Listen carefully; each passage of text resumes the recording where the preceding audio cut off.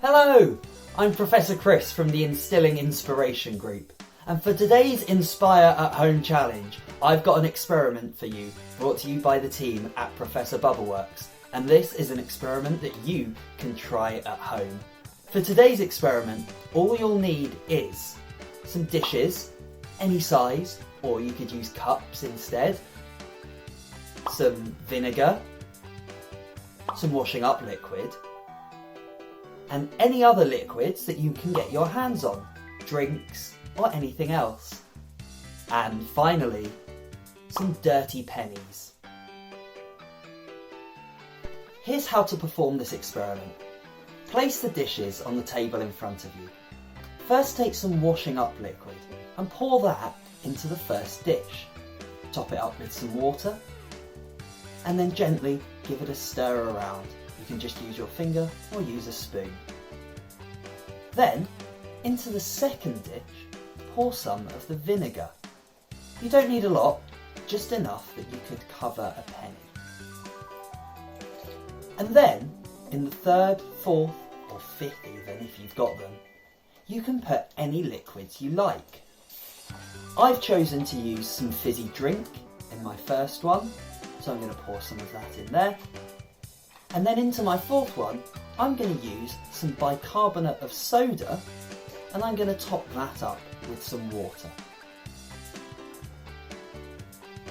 Then, finally, place one dirty penny into each of those dishes and leave it for 10 to 15 minutes.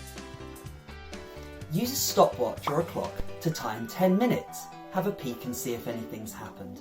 If not, give it a few more minutes. Then, one by one, take the pennies out of the liquids. Be careful, try not to spill anything. Have a look at the pennies once you've taken them out. You might want to give them a little rub with your fingers as you do it. You should see that some of the pennies are exactly the same as they were before, but some of them have been cleaned. Why are some of them clean, but some of them aren't? Pennies become dirty because the oxygen in the air around us reacts with the copper that the pennies are made of. This creates a layer around the outside of the penny. When you put the penny into an acid, the acid can clean off that layer from around the outside of the penny. So the pennies that were left in acids were the ones that became clean. Washing up liquid is very good for cleaning some things, but it can't clean that layer off the outside of the pennies.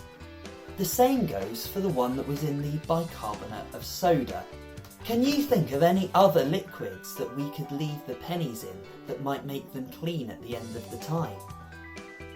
I hope you enjoyed today's experiment, and don't forget, leave your answers for what other liquids would clean the penny in a comment underneath this video. I look forward to seeing you next time. Bye everyone.